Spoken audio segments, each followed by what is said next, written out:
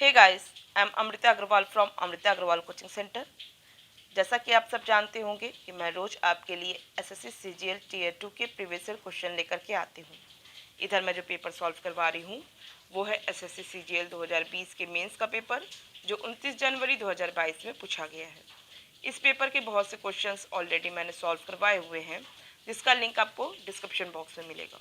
और एक प्लेलिस्ट बनाई है जिसमें अभी तक जितने भी मैंने एसएससी सीजीएल टीयर 2 के प्रीवियस ईयर क्वेश्चन सॉल्व करवाए हैं और आगे करवाऊंगी, उन सब की लिंक उस प्लेलिस्ट पे मिलेगी। और प्लेलिस्ट की लिंक मिलेगी आपको आई बटन पे और डिस्क्रिप्शन बॉक्स में। तो चलिए स्टार्ट करते हैं एसएससी सीजीएल 2020 के मेंस का ये क्वेश्चन है, the income of A is 2/3 of B's income and the expenditure of A is 3/4 of B's expenditure.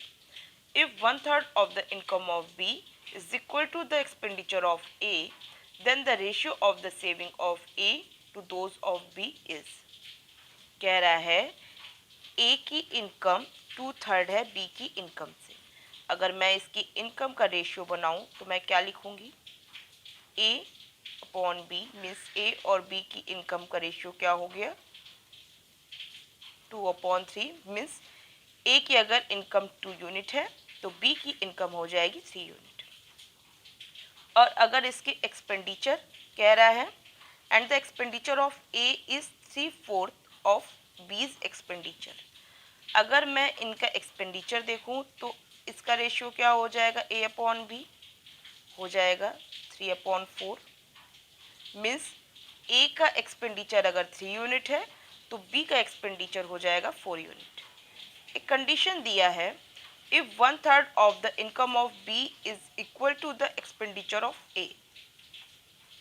अगर बी का जो इनकम है इसका 1/3 इक्वल हो ए के एक्सपेंडिचर के बराबर, तो इस सिचुएशन में मैं क्या कर सकती हूँ, इसको इसके बराबर दिखाना है। इसका 1/3 इक्वल होना चाहिए ए की एक्सपेंडिचर के बराबर, क्योंकि आप जान रहे हैं यहाँ सब चीज़ें फ्रैक्शन में है, रेशियो में है।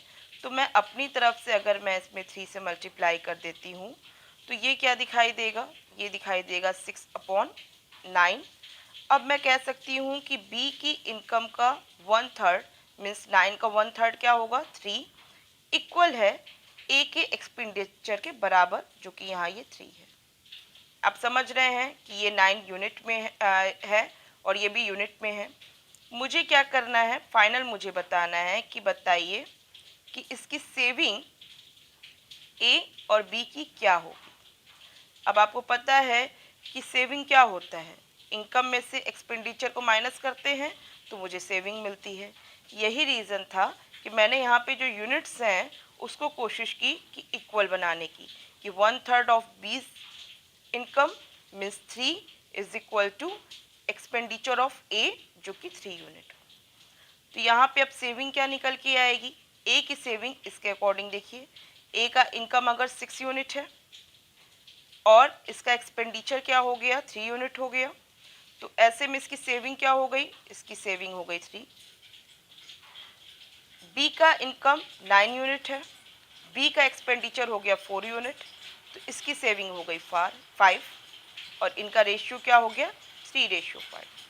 मैंने यहाँ पे 3 से यहाँ पे मल्टीप्लाई ऊपर नीचे इसलिए किया क्योंकि मुझे ये सेविंग फाइंड आउट करना था, और डायरेक्ट सेविंग फाइंड आउट करने के लिए मैंने यहाँ की 1/3 जो कि 3 यूनिट निकली वो इस ए की एक्सपेंडिचर की 3 यूनिट के बराबर कर दी। एक रिलेशन मैंने यहाँ पे क्लियर शो कर दिया जिससे कि ईजिली मैंने ए की और बी की सेविंग यहाँ डायरेक्ट कैलकुलेट कर ली। आई होप आपको ये लॉजिक क्लियर समझ में आई है। किसी को कोई भी डाउट हो तो आप मुझे कमेंट बॉक्स में दीजिएगा। सिंपल क्वेश्चन था, फिर भी अगर आपको कोई डाउट होता है तो आप मुझे कमेंट बॉक्स में दीजिए।